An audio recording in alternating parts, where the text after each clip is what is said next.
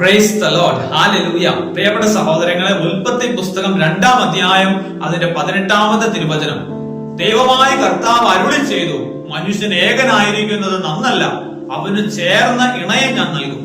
പ്രിയപ്പെട്ട സഹോദരങ്ങളെ, വിവാഹം എന്നത് അതൊരു കൂദാശയാണ്, അതൊരു കോൺട്രാക്ട് അല്ല, അതൊരു കൂദാശയാണ്. ക്രൈസ്തവ വിശ്വാസത്തിൽ അതൊരു കൂദാശയാണ്. അതുകൊണ്ട് പ്രിയപ്പെട്ട സഹോദരങ്ങളെ, ഈ വിവാഹം എന്ന കൂദാശയുടെ ലക്ഷ്യം എന്ന് പറയുന്നത് സ്നേഹിക്കുക, ആ സ്നേഹത്തിൽ നിന്ന് ജീവൻ നൽകുക, അങ്ങനെ ജന്മം നൽകിയ മക്കളെ ദൈവം ആഗ്രഹിക്കുന്നത് പോലെ സഭയ്ക്കും സമൂഹത്തിനും അനുഗ്രഹമുള്ളവരായി വളർത്തിക്കൊണ്ട് വരിക എന്നുള്ളതാണ്.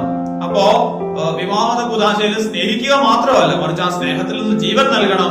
അങ്ങനെ ജീവൻ നൽകിയ മക്കളെ ദൈവത്തിന്റെ ആഗ്രഹം അനുസരിച്ച് സഭയ്ക്കും സമൂഹത്തിനും അനുഗ്രഹമുള്ളവരായിട്ട് വളർത്തിക്കൊണ്ട് വരണം എന്നാണ് യേശു ആഗ്രഹിക്കുന്നത്. ആ ഒരു ബോധ്യത്തോടെ വിവാഹ കൂദാശയുടെ ലക്ഷ്യം നമുക്ക് മനസ്സിലാക്കാം. വിവാഹ കൂദാശ ഏറ്റവും പവിത്രമായിട്ട് നമുക്ക് കാണാം. അങ്ങനെ സ്നേഹത്തിന്റെ ഒരു അന്തരീക്ഷം മക്കൾക്ക് ജന്മം നൽകാൻ, അവരെ വളർത്തി ഈ സഭയ്ക്കും സമൂഹത്തിനും അനുഗ്രഹമുള്ളവരായിട്ട് മാറ്റാം. ദൈവം നമ്മൾ എല്ലാവരെയും സമൃദ്ധമായി അനുഗ്രഹിക്കട്ടെ.